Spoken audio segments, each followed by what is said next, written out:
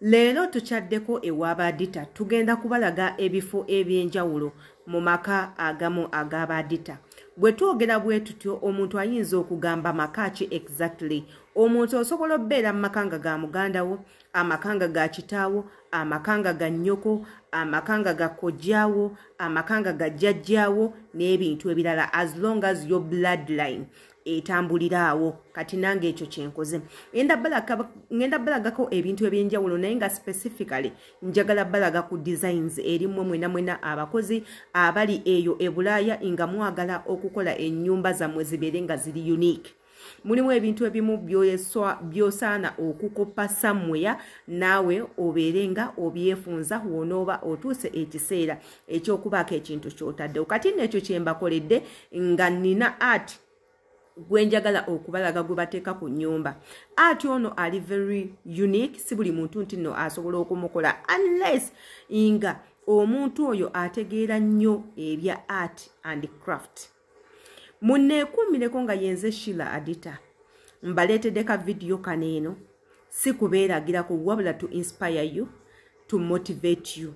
Akatambi kano wonooba okalabye gwe wekaweka ow'omutima omulungi nga tolimu mutima gwa bulogo gw'ogenda okunyumirwa akatambi kaneeno era gw'ogenda okufuna mu biki ebiri mu katambi kaneeno olinyumizaako abazzukulu n'abazzukulu. You know we move by learning.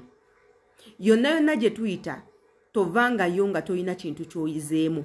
Yiga, tambula nga w'oyiga, amaaso go galeke gabeere sharp nti nno tomanya bwe ganaabeera open and sharp ojja funayo ekintu, ojja funayo something unique that catches your eyes. Ate ng'ekintu ekyo kiyinza okuba beneficial time to come. Kamba twoleko mu butambi oba mu katambi kaneeno mulabe kyenjogerako. Naawe you will judge after watching the video. Katugende.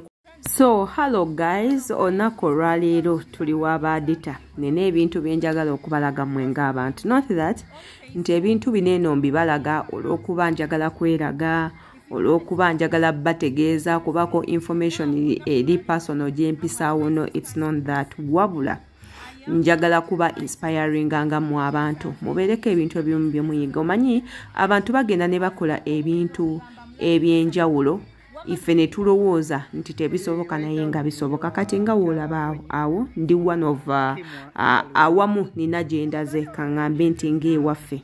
Yes, kankyogere bwe ntyo. Kati nga we mulaba njagala beetooloozaako kino ekifo bakikola bulungi nnyo in the way that tosobola kumanya nti oba eno Uganda oba si Uganda naye nga tuli Uganda.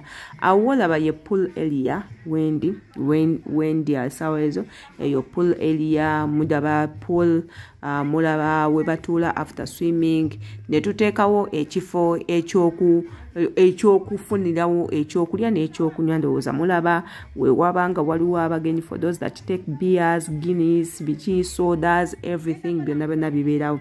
Bw'omala okuwuga otuula wali nga woolaba gwenyimiridde otuulako awo ne mufuna ebyokulya ng'abagenyi, ebyokulya ebyokunywa ne mubeerako awo ne muwummulirako awo you do each and everything by'oyagala mu butebe awo. Bw'olaba ekifo kino oyinza okulowooza it's an hotel naye nga munnange it's not. This is someone's home, my dear. This is someone's home. This is someone's home. Kati nga woolaba n'omala n'ogendako mu kyesuubo ne weesuubamu. If you feel like saabimanyira nkyalimu ekyalo ate ndi munene ne weesuubamu nga nze awondaba to feel life. You know, omuntu ono yasetinga ekifo kye in the way that buli kintu kyonna kye yeetaaga ayina okubeera nga akifuna n'akiteeka mu kifo kye naga kino kankiteekewo kino kankiteekewo baleme kuwankawanka going anywhere, baleme kuwankawanka n'agamba bino kambyeteerewo, I need this, I need that. So for those ones abayina hope abaagala okuzimba, you can still copy. Si kibinyo, don't mind my stomach people, don't mind my stomach. Nagaininga muka weight, don't mind my weight, don't mind my weight. Tugende kuchwa ndooza ka ati okalaba ati keeko ka ati kalungi. For those ones that love art ekintu ekyo kyenjogerako muba mukitegeera. Mulaba ennyumba bwenyumye ogikubako ati oli owakabi instead of okugenda n'ogula buguzi bibajje ng'ebyo simanya paintings ng'ebyo osobola okuleeta omuntu n'apaintinga. Ndowooza olaba awo nno we batuula nga balina meetings olina meeting ewaka abantu bw'obaleeta bweyagala okukola nabo meeting ne mutuula waggulu ne munyumirwa ne mufuna ku kyokulya you relax environment yeeyo olowooza ebimuli mubiraba kakati tugenda yingirako mu nnyumba munda munansonyiwa there are a lot of things bye sitasobola balaga for security purposes nga sisobola bibalaga oba okitegeera naye ate tugenda balakako akatono akasaanidde awo nno nga tuyingidde munda mu nnyumba.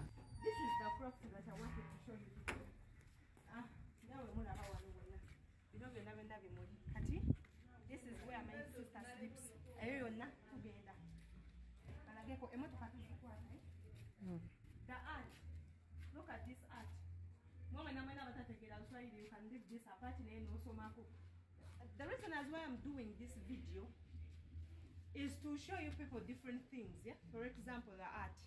I'm so much interested in art since I used to do art.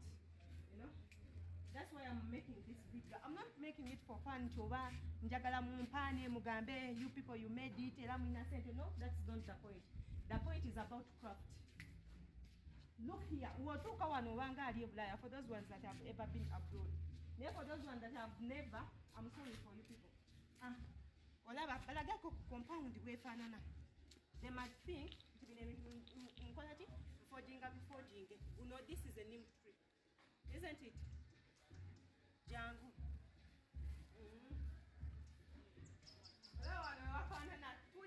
Uganda. This is Uganda. You get this is Uganda. This is Uganda. This is Kenya. And that's a flag of Kenya. Yeah. And this is Uganda. You can decide to sit here, as you can see, like this. You can decide to chill like this. Any position that you do feel like. And another thing, this is a warning. I'm not making this video so that you can come and take, you know, to tour. I did not. Akatambi ako nga wookalabye awo nno waka waffe. Yes, waka waffe agamu ku maka gye tugenda gye tutambula mu ba relatives aba family member amaka go gansanyusizza nnyo era nze mu Uganda muno mbadde sirabangako muntu ayina such craft naye insazeewo craft ono mbeere nga musharingako nammwe tomanya osobola okulaba ng'olina ekirooto kyo eky'okuzimba n'ogamba ewaaba Arditah waliyo ennyumba efaanana bweti ne bweti kanjikoppe ate era olaba gy'okoma okukoppa ekintu n'okiteekawo oba owa abalala okuyiga obikkula n'obwongo bwabwe nze that's what I think naye woba nga toli wa mutima mulogo oba osobola okusomesaako abantu abalala so eyo video njikuteereddewo si kweraga video eyo njikuteereddewo obeereko ky'oyiga in one way or the other bw'onoovaawo nga toyize n'ovaawo na mutima mubi instead na mutima mulogo omutima ogukolima omutima ogutayagaliza my dear you're going nowhere just not know your life egenda kuba at one step naye woonoolaba ekintu ng'ekyo n'okyegomba n'ogamba bannange these people may God bless me so that nange inkola exactly abantu bano kye bakoze ebintu ebyo bye tulaba ebyebbeeyi bikolebwa abantu era nga abantu be babiteekawo so I have hope that you can be among those people abasobola okuteekawo such buildings n'ozimba ennyumba ey'akabi ey'ebbeeyi n'oteekako buli kimu omutima gwe kye guyaayaanira akabokisi ndese nga kagule komenti nga tumanye endowooza yo gw'olowooza ki ky'olowooza ku maka g'aba Arditah galabika bulungi oba nedda era gwe bw'ofuna chance katonda nga kuwadde ssente osobola okukola ekintu ekisingaawo oba tokolerako ddala gwe tebikunyumidde nammwe tukimanyi nti gye muli naye ate era gwe wena tannaba kusubscribinga bambi subscribinga nga weeyambisa n'akaddaako nga buli video yonna gye tuteekayo ekutuukako bulungi mbagala nnyo see you in my next video.